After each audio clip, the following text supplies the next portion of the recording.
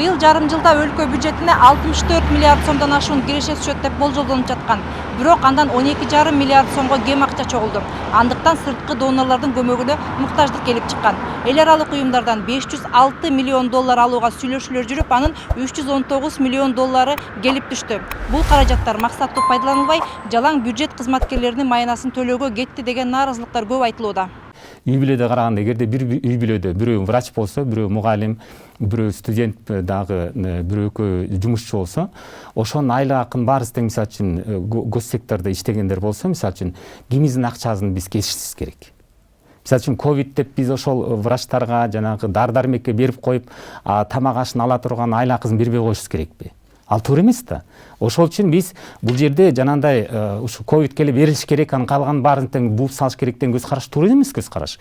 Колдон келишинче биз бюджеттин баарынын тең чыгаша бөлүгүн аткарганга аракет кылышыбыз керек. Сырткы донорлордон келчү каражат 3 багытта алынууда. Бюджетти колдоого 319 миллиард 465 миллион 662 миң сом. COVID-19 илдетинин жайылышын алдын алууга 2 миллиард 237 миллион 725 миң сом. Экономиканы колдоо боюнча каражат алууга сүйлөшүүлөр жүрүп жатат. Анын ичинен 156 миллиард 757 миллион 500 миң сом грант түрүндө, 583 миллиард 632 миллион 937 миң сом насыя түрүндө келген. Ал каражаттардын 10 миллиард 256 миллион 6 миң сому төмөнкүдөй бөлүштүрүлдү. Мугалимдердин, дарыгерлердин, укук коргоо кызматкерлеринин маянасына 4 миллиард 115 миллион сом. Социалдык керектөөлөргө взностор үчүн 498 миллион сом. Социалдык фондко каражат жеткирип берүүгө 2 миллиард 131 миллион сом. Билдеттүү медициналык камсыздандыруу каражаттарын жеткирип берүүгө 1 миллиард 310 миллион сом.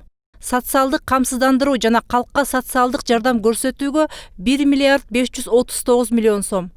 Медициналык товарларды жана кызматтарды сатып алууга 106 миллион сом.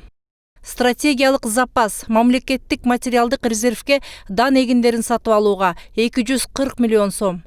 COVID-19 илдети менен күрөшүү максатында тамак аш азыктарын сатып алууга 100 миллион сом. Эл аралык донорлордон дагы 187 миллион доллар келери күтүлүүдө. Анын 100 миллион долларын насыя түрүндө Евразиялык стабилдештирүү жана өнүктүрүү фонду август-сентябрь айларында берет. 6,5 миллион долларды Европа кеңеши грант түрүндө ноябрь-декабрь айларында берет. Азия өнүктүрүү банкы 80 миллион долларды август айында берери күтүлүүдө. Анын 10 миллион доллары грант, 70 миллиону насыя түрүндө болот. Эл аралык валюта фондунун кредиттери 0,7% дегенде. Азия өнүктүрүү банкыныкы жана жеңилдетилген мөөнөттүн ичинде бул 1%, жеңилдетилген мөөнөт бүткөндөн кийин 5 жылдан кийинкиси бул 1,5% дегенде. Евро биримдиктики грант. Коронавирус илдети баштала элек деле өлкө сырттан карызга акча алып келген. Жалпысынан өлкөнүн тышкы карызы 4 миллиард 80 миллион долларды түзөт. Анын ичинен 233 миллион долларды быйыл төлөп берүү зарылдыгы турат. 53 миллион долларды кийинки жылдарга жылдыруу боюнча Париж клубуна кирген мамлекеттер менен сүйлөшүүлөр жүрүп жатат.